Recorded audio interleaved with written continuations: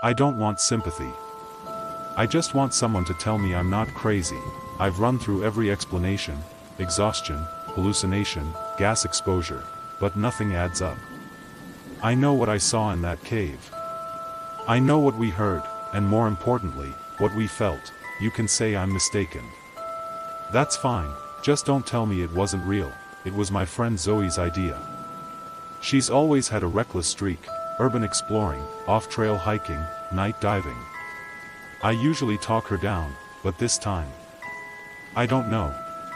Something about the way she described the cave made me curious. It's not even on any of the maps, she'd said. A guy on the geology forum posted coordinates before his account went dead. Said the wind didn't blow the same down there. I should have said no.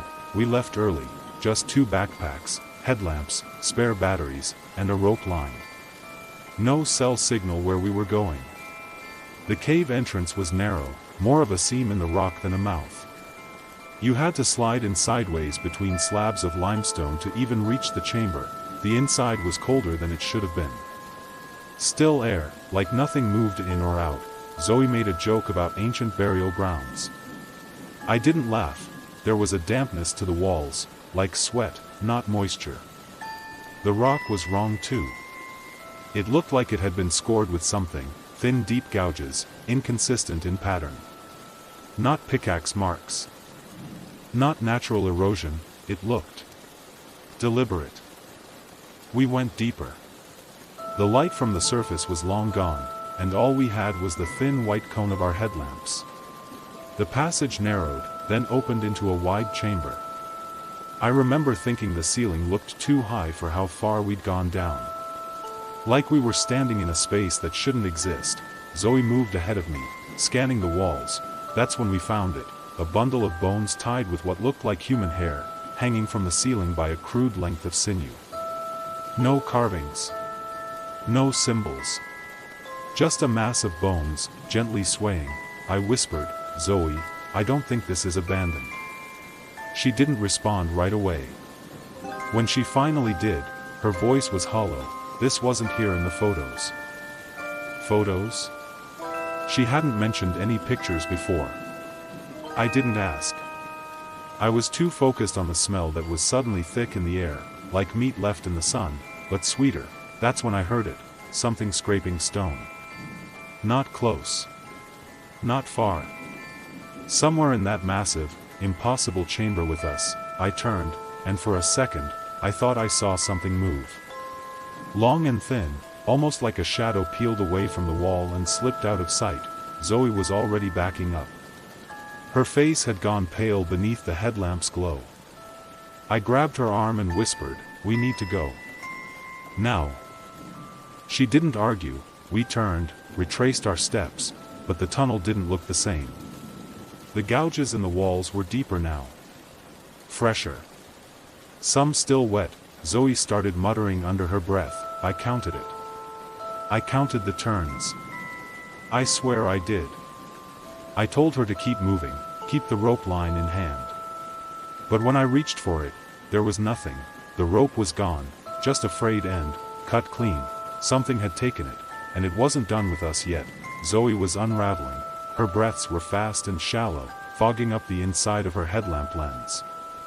I grabbed her by the shoulders, more to steady myself than her. "Hey," I said, quietly but firmly. "We need to keep our heads. You counted the turns, right? So think. What's next?" She shook her head, eyes wide.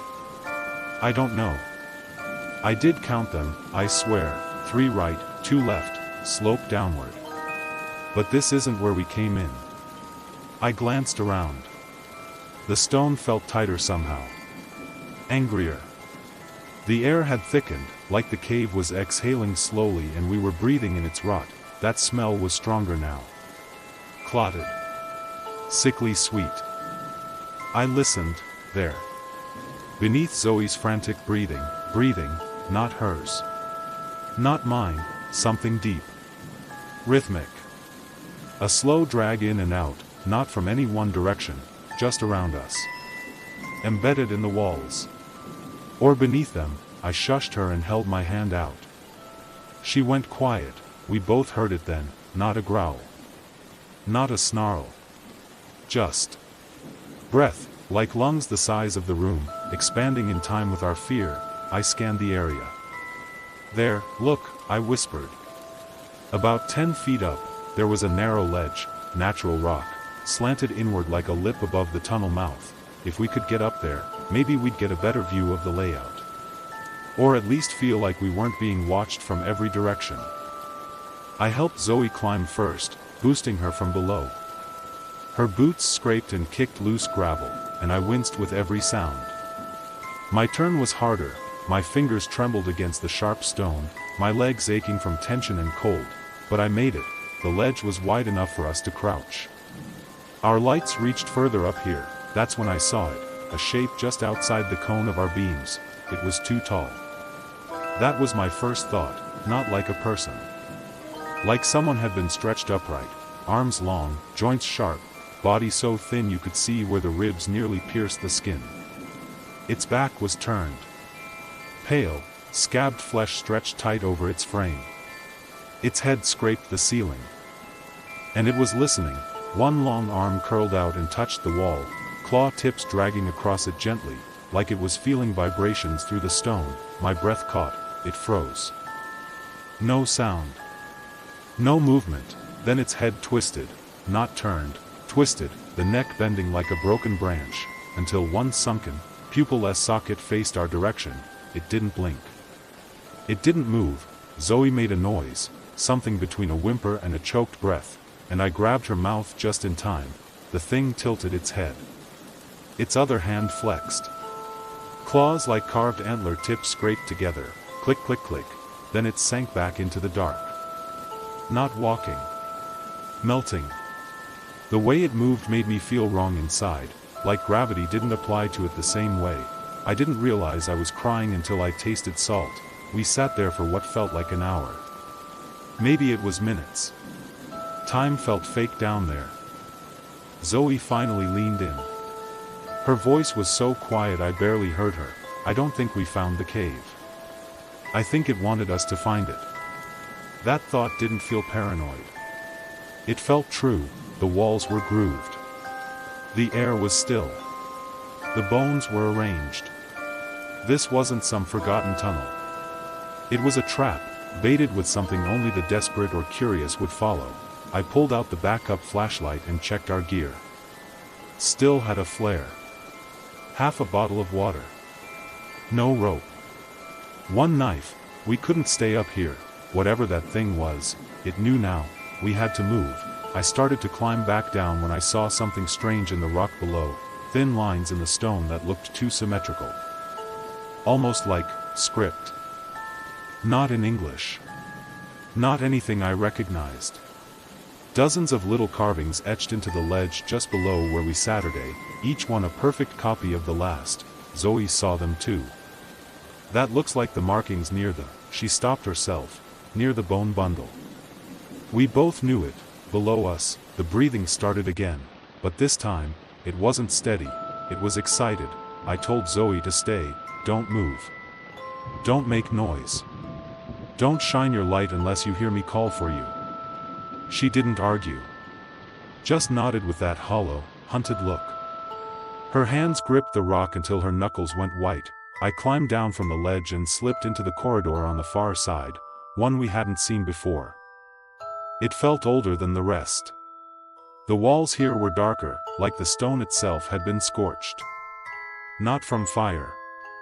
From time. Or something older than time. My boots crunched something brittle beneath them. I didn't look down. The deeper I moved, the warmer it got, not physically. That's not the right word. It was like the space remembered heat, a stale, decaying warmth that stuck to your skin like grease. I turned a corner and found another chamber. This one was smaller. Oval-shaped. The walls weren't stone anymore, at least not naturally. They were carved into reliefs, figures I didn't recognize, arranged in circles, each with their heads bent toward the center. In the middle of the room was a pit. I don't know how deep it went. My light couldn't reach the bottom. But I could hear it. Something moving down there. Slow. Wet. Rhythmic. It didn't echo. I backed out before whatever was down there noticed me. When I returned to the ledge, Zoe was gone. No blood. No drag marks. No scuffle. Just gone, except there was a new bone bundle, hanging from the rock just below where we had been sitting, fresh, not skeletal. Not cleaned.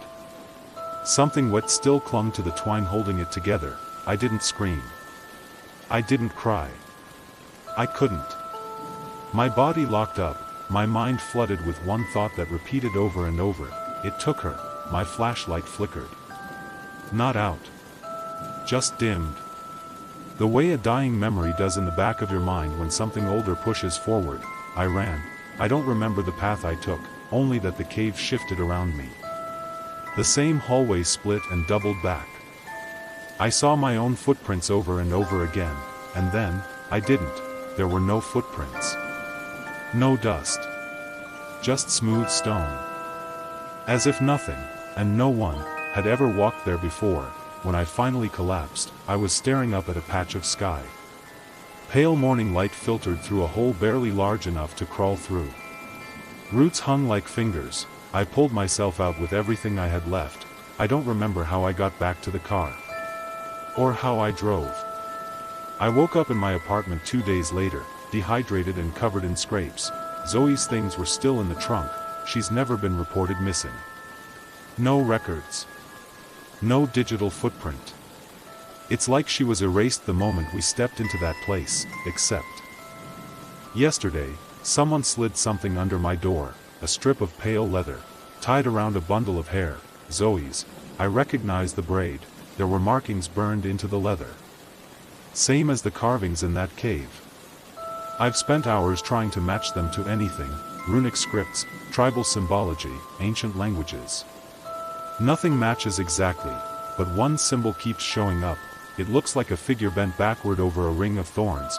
Sometimes it's drawn with antlers, sometimes it has no face, sometimes it looks like it's smiling. I'm not posting this for clout. I don't care if anyone believes me. I'm posting it because I found something else burned into the inside of the leather, not in ancient script, in English, 5 words, you were meant to watch. I haven't slept since. And I'm not sure I should. Because sometimes, just before dawn, I hear breathing in the walls.